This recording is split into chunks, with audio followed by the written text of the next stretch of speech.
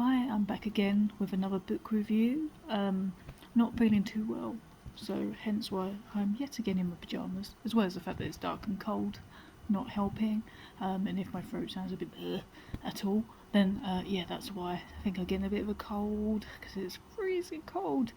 And I'm sitting somewhere different because yeah, my phone needs charging, so no books behind me, but you can see a little hummingbird and our oh, I can't remember what it's called for some reason. Not Tree of Life, but yeah, something of life behind as well. Yeah, so I'm charging my phone, hence the different background.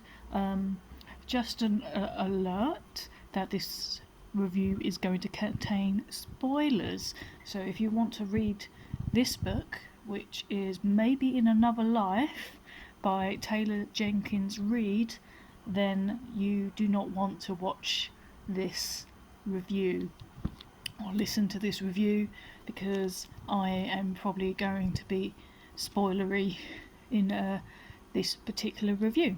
And if you're not sure if this is a book that you would like to read or not, then I'm just going to read the back for you, the blurb on the back, so you can make a choice whether you decide to continue listening to this review or not. So this is the blurb. At 29, Hannah has no home, no career, and no idea what she wants to do with her life. After years of different cities and jobs, she heads back to Los Angeles for another fresh start, this time with the help of her best friend Gabby. They celebrate her homecoming with old friends at a local bar, and just after midnight, Gabby asks if Hannah's ready to go. Moments later, her high school boyfriend, Ethan, offers to give her a ride later if she wants to stay. Hannah hesitates. Alternating between two parallel universes, radically different paths unfold for Hannah and the people around her.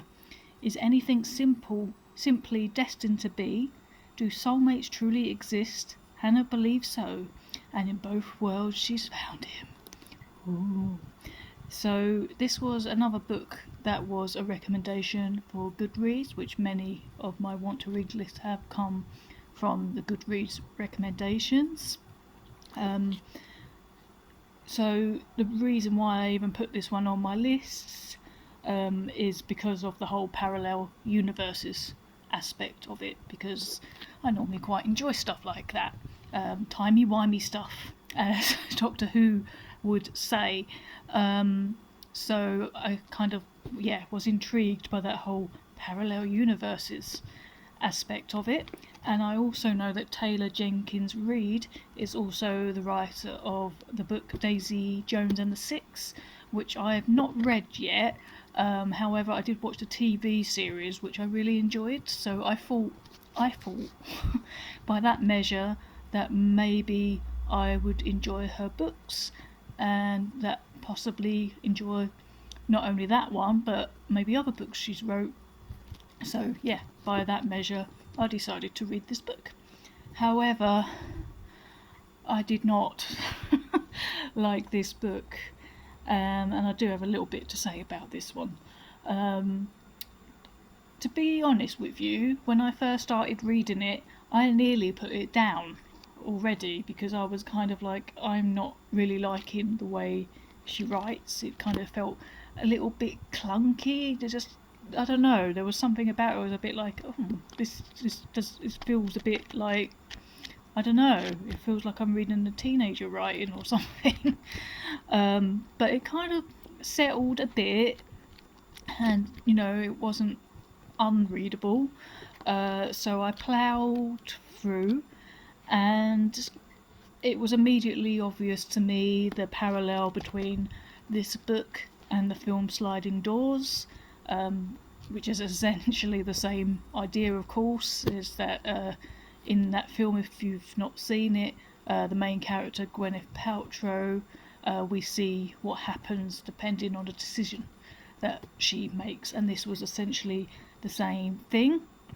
The main character, as we mentioned in the blurb, Hannah, she decides whether or not to go home with her high school boyfriend. after meeting her at a homecoming, meeting him at a homecoming, I should say. And so the chapters alternate between the two different universes.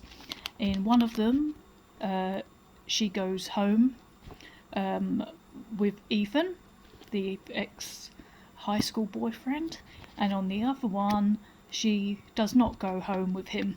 And this is where I'm going to get a bit spoilery, so if you haven't stopped so far and you don't want spoilers, then now's the time to stop the video.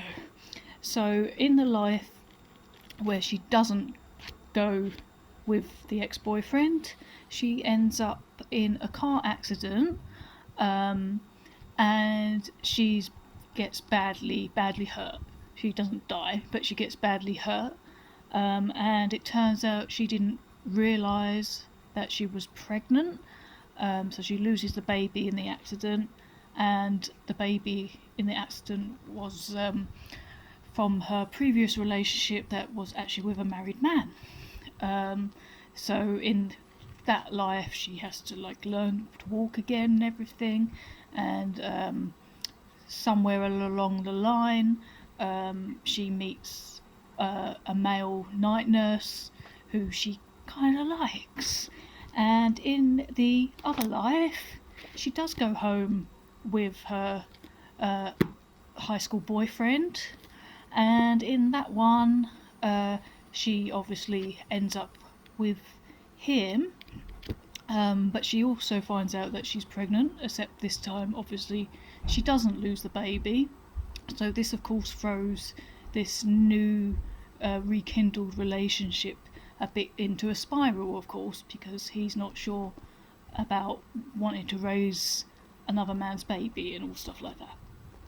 So yeah, so it's all centered a lot around these two things, and I kind of kept reading because I kind of felt like at a few points I felt like, oh okay, maybe they're gonna kind of turn this a little on its head, and maybe in both stories, or at least in one story, instead of ending up with one of these men, maybe what will actually happen is that she'll decide that her best friend, who features quite prominently in the book as well, is actually her soulmate, not necessarily relationship wise, but platonically, and that she doesn't end up in a relationship with one of the men, and it kind of would be about the meaning of friendship or something like that, or at least that maybe in at least again either in both or in one of them that she actually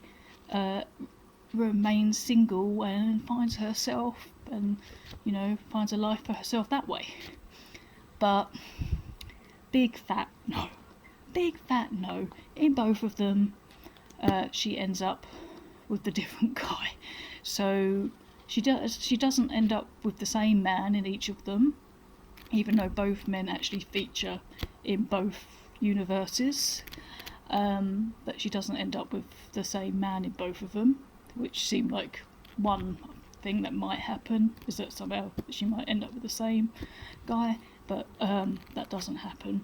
But she does end up with both of them, in one life with the old high school boyfriend and the other one with this night nurse guy somehow.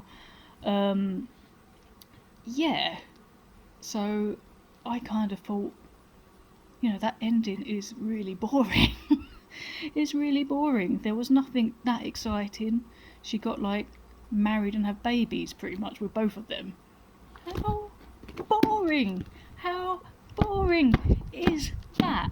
Sorry, I feel very strongly about it.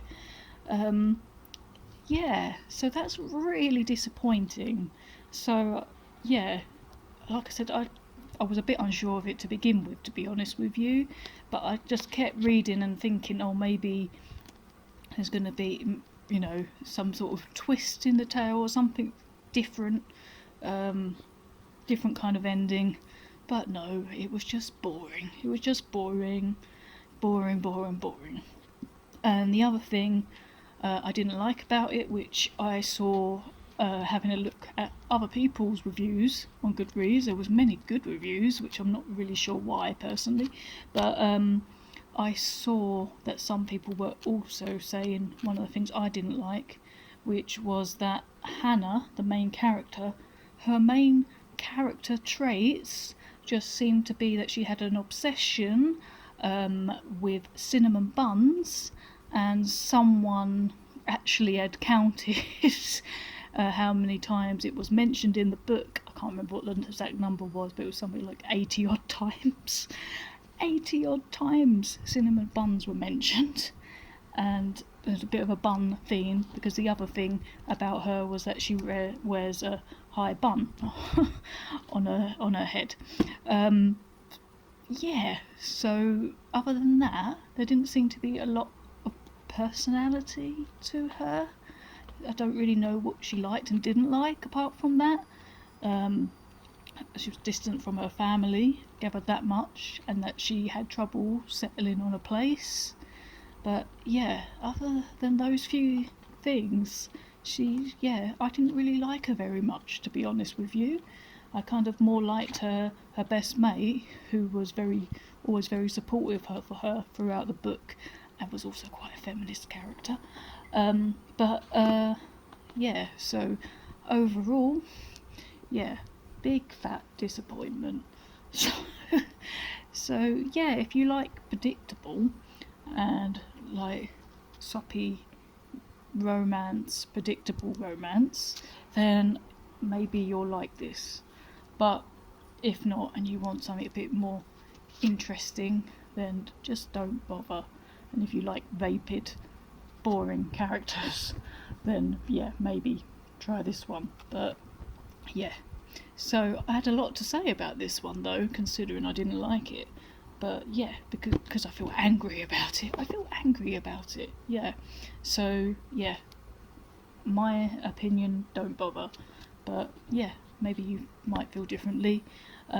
Let me know in the comments if maybe you've read this book and what your thoughts were on it, if you have, or if maybe you've read something else by her, and maybe reassure me if it's worth me bothering with any of her other books, or whether they're all pretty rubbish, so I know whether to bother.